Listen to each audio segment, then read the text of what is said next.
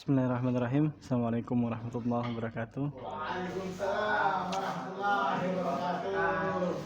Alhamdulillahilladzi arsala rasulahu bil huda wa dinil haqq yuzhirahu 'ala dini kullihi wa kafa billahi syahida. Allahumma shalli wa sallim 'ala nabiyina Muhammad wa ala alihi washabbihi wa mawala, amma ba'd.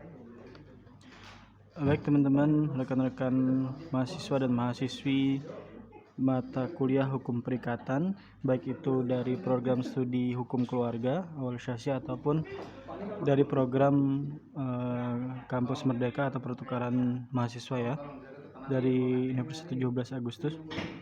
Nah, pada materi kali ini kita akan membahas berkaitan dengan perikatan-perikatan untuk memberikan sesuatu dalam kitab Undang-Undang Hukum Perdata. Saya terima nikah dan kawinnya. Jadi penting untuk kita mengetahui bagaimana hukum perikatan. Mungkin teman-teman sudah ada yang tahu di buku berapa hukum perikatan dibahas di kitab Undang-Undang Hukum Perdata, yaitu di buku 3 kitab Undang-Undang Hukum Perdata. Nah, kita awali dari beberapa definisi dari para ahli terkait dengan perikatan. Jadi nanti kita harus bisa membedakan antara perikatan, perjanjian, ataupun kontrak. 3 istilah yang mempunyai hampir sama maksud, tapi sebenarnya dalam bahasa hukum mempunyai perbedaan. Nah, perikatan atau panverbindtention, bahasa Belanda ya, kalau di kitab-kitab Undang-Undang Hukum Perdata yang saat ini kita masih mewarisi kitab Undang-Undang Hukum Perdata. Nah, Sudikno Martokusumo mendefinisikan perikatan merupakan suatu korelasi hukum antara dua pihak yang menimbulkan adanya hak dan kewajiban terhadap suatu prestasi. Beberapa bentuk prestasi yang dimaksud bisa berupa perbuatan, memberikan, atau tidak berbuat suatu hal. Nah, jadi prestasi itu bukan berarti juara segala macam, tapi dalam bahasa hukum prestasi itu bisa berupa perbuatan, memberikan, atau tidak berbuat suatu hal. Sedangkan Hoffman mendefinisikan perikatan yaitu suatu hubungan hukum yang mengikat sejumlah subjek yang terlibat secara hukum dan menyebabkan keterikatan satu sama lain untuk bersikap menjalankan cara-cara tertentu. Nah, ini hanya berlaku bagi pihak lain yang memang berhak melakukan suatu sikap tersebut. Artinya dia punya hak, misalkan punya hak tanah atau misalkan hak barang, maka dia bisa melakukan dalam hal ini perikatan karena dia punya hak. Nah, itu yang didefinisikan oleh Hoffman. Sedangkan Plato mendefinisikan bahwa perikatan adalah korelasi hukum tentang harta kekayaan di antara dua pihak atau lebih, di mana yang satu berperan sebagai penerima hak dan pihak lainnya sebagai pemegang tanggung jawab yang perlu mendapatkan prestasi. Biasanya hubungan ini terjadi antara kreditur dan debitur. Itu contoh ya, kalau masalah keuangan. Jadi misalkan ada orang yang punya hak, satu dilimpahkan atau di dalam hal ini diagunkan kepada pihak lain yang harus bertanggung jawab terhadap yang pemilik hak tadi. Nah, itu kalau dari definisi Plato. Nah, definisi terpenting adalah di kitab Undang-Undang Hukum Perdata buku 3.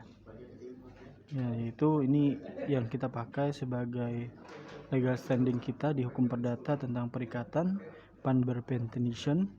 Nah, perikatan merupakan sebuah korelasi hukum di mana yang berhak akan menuntut suatu barang terhadap pihak lain yang berkewajiban untuk memenuhi tuntutan itu.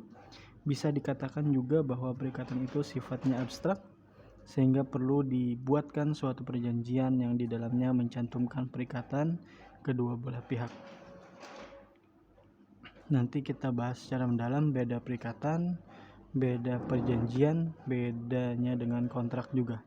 Yang jelas di perikatan diatur di hukum perikatan diatur di buku 3 kitab Undang-Undang Hukum Perdata.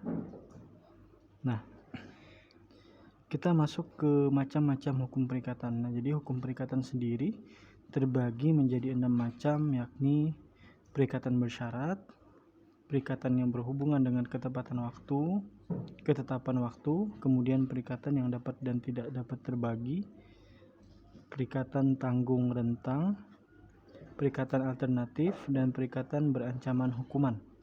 Setiap orang yang belajar hukum perlu mengetahui keenam jenis. Nah, ini nanti juga secara mendalam akan kita rincikan lebih apa itu pengertiannya. Jadi setidaknya kalian bisa memahami dulu 6 macam ini, untuk nanti ke depan kita gali lebih mendalam apa itu perikatan bersyarat, apa itu perikatan yang berhubungan dengan ketepatan waktu, apa perikatan yang dapat dan tidak dapat terbagi, apa perikatan tanggung rentang, dan perikatan alternatif, dan perikatan berancaman hukuman. Nah, unsur-unsur perikatan. Sekarang kita masuki bagaimana unsur-unsur perikatan. Ada 4 unsur dalam hukum tersebut, sepertinya adanya hubungan hukum. Nah, jadi 4 unsur nih untuk hukum perikatan, yaitu adanya hubungan hukum, adanya dua pihak, hak kewajiban, dan prestasi. Ini keempat ya. Keempat unsur, misalnya tulis nih, keempat unsur tersebut selalu hadir dalam setiap hukum perikatan. Misalnya tulis ya, yang benar keempat. Nah, unsur-unsur ini juga nanti akan kita rincikan. Nah, jadi adanya hubungan hukum, adanya dua pihak, adanya hak dan kewajiban, dan prestasi. Hak, kewajiban, dan juga prestasi. Prestasi itu boleh menjadi sebuah kesepakatan gitu ya. Nah, ini masuk ke kitab Undang-Undang Hukum Perdata buku 3, perikatan untuk memberikan sesuatu. Kemudian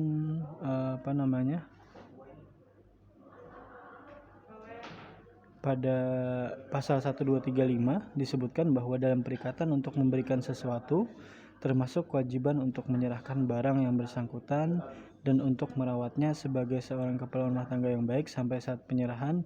Luas tidaknya kewajiban yang terakhir ini tergantung pada persetujuan tertentu, akibatnya akan ditunjukkan dalam bab-bab yang bersangkutan. Nanti ada bab yang merincikan tentang bagaimana perikatan memberikan sesuatu. Nah, ini secara umum disebutkan bahwa artinya bahwa ketika perikatan berkaitan dengan barang, maka yang bersangkutan yang hal ini diberi tanggung jawab wajib untuk merawat sebagai dalam hal ini di sini disebutkan sebagai kepala rumah tangga yang baik sampai saat penyerahan. Nah, kemudian debitur wajib memberi ganti biaya, kerugian, dan bunga kepada kreditur bila ia menjadikan dirinya tidak mampu untuk menyerahkan barang itu atau tidak merawatnya dengan sebaik-baiknya untuk menyelamatkannya. Karena ini masih dalam konteks hukum perdata umum, maka mau tidak mau kita harus memahami dalam hal ini mempelajari bahwa adanya bunga. Makanya hukum perikatan yang berlaku umum, ada juga hukum perikatan yang dalam hal ini diatur dalam Islam, artinya perdata Islam. Nah, saat ini kita mempelajari bagaimana hukum perikatan yang ada di kitab Undang-Undang Hukum Perdata.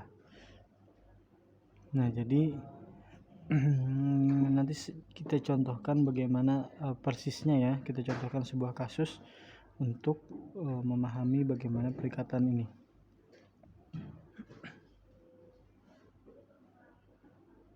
Nah,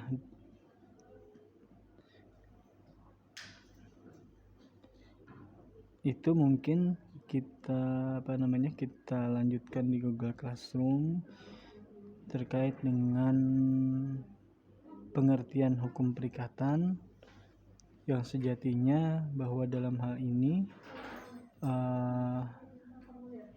perikatan itu berbeda dengan perjanjian dan juga kontrak ya. Nah, kalau perikatan dalam hukum perdata seringkali kita mendengar kata perikatan atau perjanjian. Nah, jadi jika kita telaah, perikatan itu menimbulkan suatu hubungan hukum yang dapat bersifat sepihak dan relatif. Nah, hubungan hukum dalam perikatan disebut juga relatif, karena hubungan tersebut hanya dapat dipertahankan dan dimintai pertanggungjawabannya terhadap orang-orang tertentu. Jika ada yang kita diskusikan, silahkan kita diskusikan. Terima kasih. Assalamualaikum warahmatullahi wabarakatuh.